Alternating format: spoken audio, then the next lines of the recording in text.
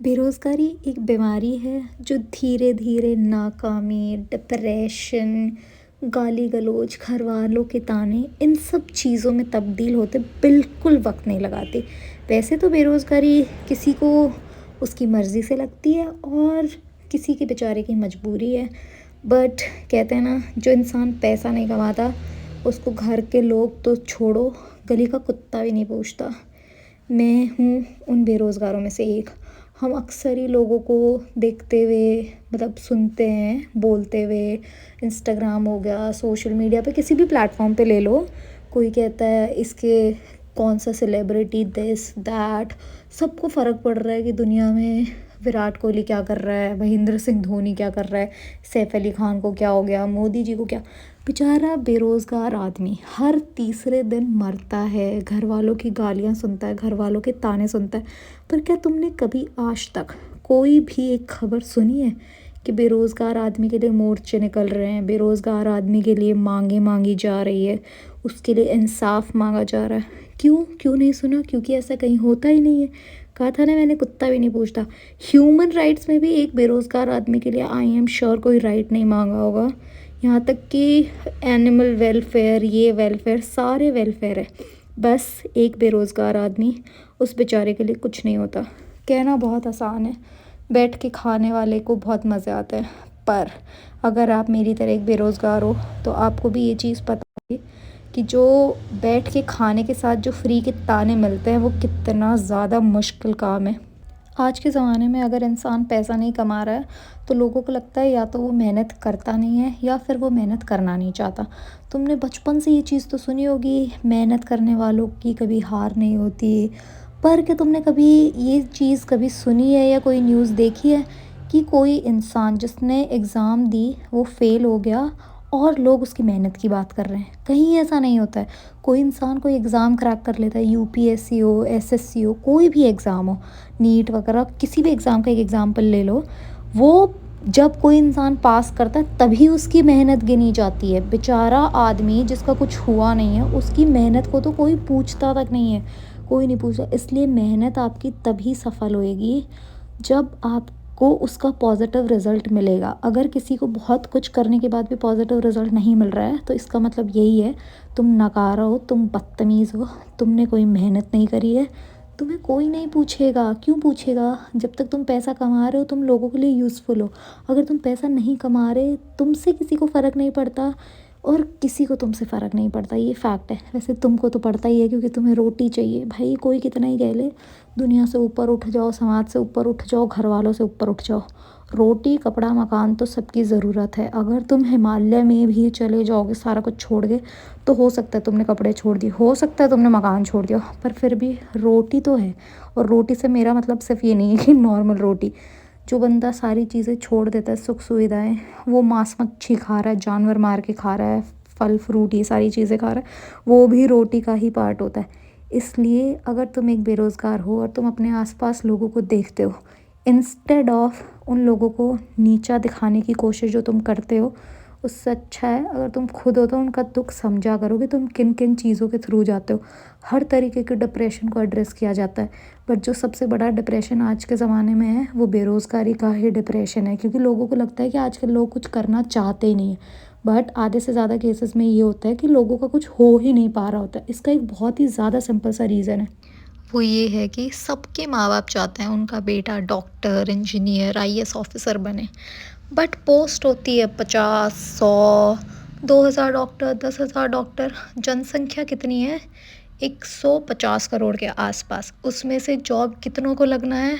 कम से कम 80 करोड़ के आसपास। जब तुम 10,000 का या 1 लाख का रेशियो इतने करोड़ लोगों से कंपेयर कर रहे हो तो किस किस की जॉब लगेगी? कोई इंसान नॉर्मली कुछ भी अलग करने की कोशिश करता है जब तक कि वो एक ऐसे एग्ज़ाम्पल सेट नहीं कर देता।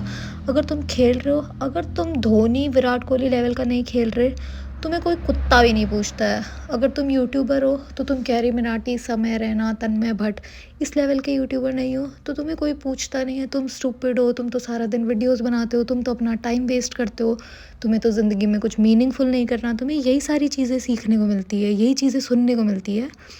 पर क्या तुमने कभी सोचा है कि तुम किसी और को कितना सपोर्ट करते हो, कि तुम लाइफ में एक्सपेक्ट करते हो कि कोई और तुम्हें सपोर्ट करेगा।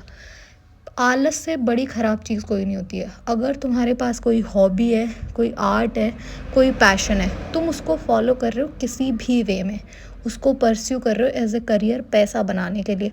जो लोग कहते हैं उन्हें पैसे से मतलब नहीं है, सबसे पहले तो मैं उन्हें सबसे बड़ा झूठा बोलना चाहूँगी, क्योंकि पैसे से सबको मतलब है। मैं कभी नहीं चाहती कि दुनिया में लोग मेरे माँ बाप को, मेरा ये सपना है ही नहीं कि मेरे माँ बाप को लोग मेरे नाम से जाने। क्यों जानना है मेरे नाम से भाई? मैं चाहती हूँ कि मुझे ज़िंदगी भर यही बोला जाए कि मैं ललिता की बेटी हूँ, मेरी माँ की बेटी हूँ। पर मैं चाहती हूँ कि मेरे माँ बाप, मेरा भाई, मेरा होने वाला पति सब मेरे पैसे पे घूमे। मेरे नाम से कोई किसी को पहचाने ना पहचाने, उससे मुझे फ़र्क नहीं पड़ता, पर सब मेरे पैसे पे एक आरामदायक ज़िंदगी जिए, इस चीज़ से मुझे फ़र्क पड़ता है। तुम पे कौन हंस रहा है, क्या हंस रहा है, तुम्हें लगता है कि किसी को फ़र्क नहीं पड़ता, पर मेरे जैसे भी बहुत सारे इमोशनल लोग होते हैं जो तुम्हारी फालतू की छोटी छोटी चीज़ों को भी ऐसे पकड़ के घर कर लेते हैं अपने दिल में, और फिर बुरा लगने लग जाता है उनको, ऐसे मान जाते हैं बुरा। इसलिए ऐसी चीज़ें मत किया करो, एकदम अच्छे इंसान बन के रहो। ये जो महाकुंभ नहा रहे हैं लोग, ये यहाँ जा रहे हैं, ये कर रहे हैं, वो कर रहे हैं, इस सब से कुछ नहीं होना, कोई पाप नहीं धुल रहे तुम्हारे। तुम जो पाप करे जा रहे हो इन अ वे, किसी को नीचा दिखा के, किसी से जेलस हो के, किसी को बुरा भला बोल के, वो किसी चीज़ से नहीं धुलने वाले हैं। इसलिए कोशिश किया करो कि सबके साथ अच्छे रहो। भगवान कण कण में बसता है, तो जिस कण को तुम गाली दे रहे हो उसमें भी भगवान है। एक तरफ तुम भगवान की इतनी पूजा करते हो, एक तरफ इतनी गाली दे देते हो। ऐसे नहीं करना चाहिए। बढ़िया मस्त मज़े करो, पढ़ना है पढ़ाई करो, कुछ और करना है कुछ और करो। किसी को अपने से कम समझो ही मत। सारे काम छोटे या बड़े नहीं होते, तो किसी काम को छोटा बड़ा कह के तुम क्यों अपनी ज़ुबान गंदी करते हो।